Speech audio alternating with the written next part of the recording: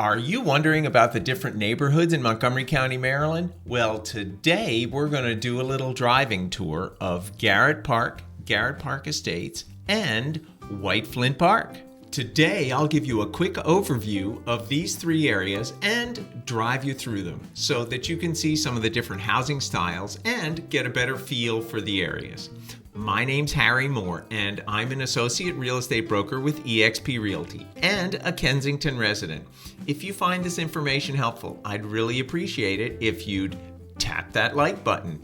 It really helps with the YouTube algorithm.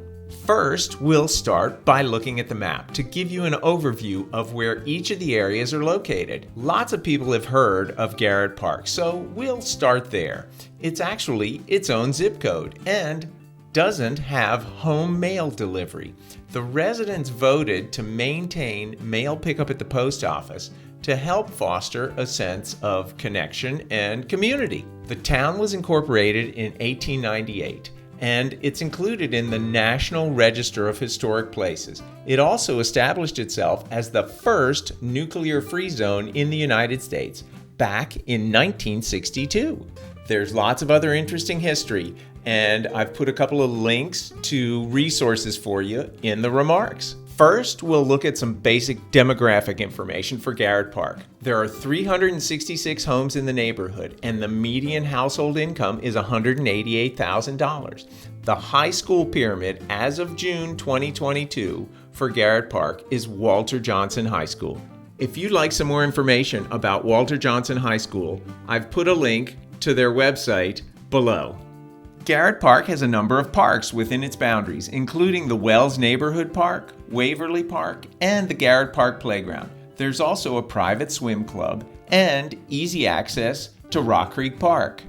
In addition, you've got the Mark Station and Penn Place. Penn Place is a building that's right next to the Mark Station. It's got Black's Market Bistro, which is a great place for casual dining, the post office, some town offices, and a few other businesses. There's also the Town Hall building, which is on the other side of Garrett Park at 10814 Kenilworth Avenue. It's used for civic and social functions. I almost forgot about the Garrett Park Farmers Market. It's open on Saturdays. From April to December, it's open from 9 a.m. to 1 p.m. and January to March from 10 a.m. to 1 p.m. I've put a link below so you can check out their current hours. Now let's do some driving. Garrett Park has lots of different styles of homes. Most people, when they think of Garrett Park, they think of the stately Victorians or maybe the little bungalows. But there are a variety of other styles, including Cape Cods, a few colonials and farmhouses, and some more contemporary homes on the other side of Knowles Avenue. The median age for the homes in Garrett Park is 70 years old. Almost 30% of those homes were built before 1941. Now let's take a quick look at the real estate market in Garrett Park for the past 12 months. There have been 11 home sales in the past 12 months with a low sales price of $665,000 and the highest sales price of $1,625,000.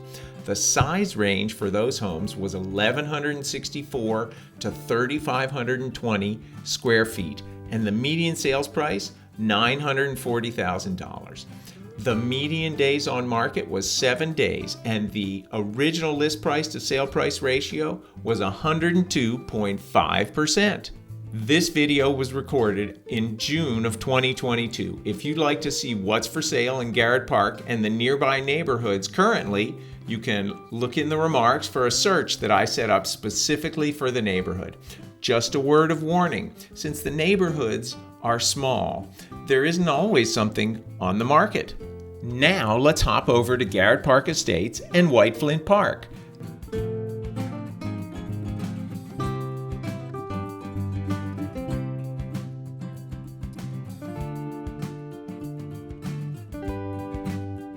These two neighborhoods have a total of about 625 homes, and the median household income, $175,000. Most of these homes were built in the 50s and 60s, and the lot sizes range between 5,200 and 22,000 square feet. The lots in White Flint Park tend to be larger than those in Garrett Park Estates. as do the houses. Back in the car, you'll see a variety of housing styles here. Lots of ramblers, small and large, as well as Cape Cods, split levels, and some split foyer homes. There seems to be more infill new construction in Garrett Park Estates. I think that's because the original houses were generally smaller than the homes in White Flint Park. Now let's look at the markets. First, we'll go through the past 12 months of market activity in Garrett Park Estates. There were 22 homes that sold there. The lowest sales price, $625,000, and the highest was $1,825,000. The square footage for the sold houses was between 962 and 4,000 square feet, and the median sales price for the neighborhood is $738,000. Average days on market in the neighborhood for the past 12 months was 6 days, and the original list price to sale price ratio was 101.8%.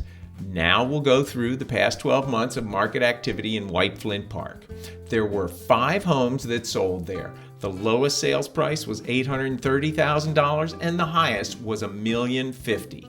The square footage for the sold houses was between 1,100 and 2,200 square feet, and the median sales price for the neighborhood is $850,000. The average days on market in the neighborhood for the past 12 months was 6 days, and the original list price to sale price ratio was 102.8%. The school pyramid for both these neighborhoods as of June 2022 is Walter Johnson High School, and both the neighborhoods are walking distance to Holy Cross and Georgetown Prep private schools. Amenities in the neighborhood include White Flint Park and the Druid Drive Neighborhood Park. If you'd like to see what's for sale in Garrett Park Estates and White Flint Park right now, you can check the remarks in the link. As I mentioned with Garrett Park, since the neighborhoods are small, there's not always something on the market. Now I'll take a minute to talk about nearby amenities. They're all in walking distance to the Grosvenor Metro as well as the Music Center at Strathmore. I've put a link below to the Strathmore website if you'd like to see more information about what they've got going on. In terms of shopping and dining options, they're very close to the Whole Foods and other shops and dining in the White Flint area, as well as Pike and Rose, the Wildwood Shopping Center, Georgetown Square, and of course, downtown Bethesda.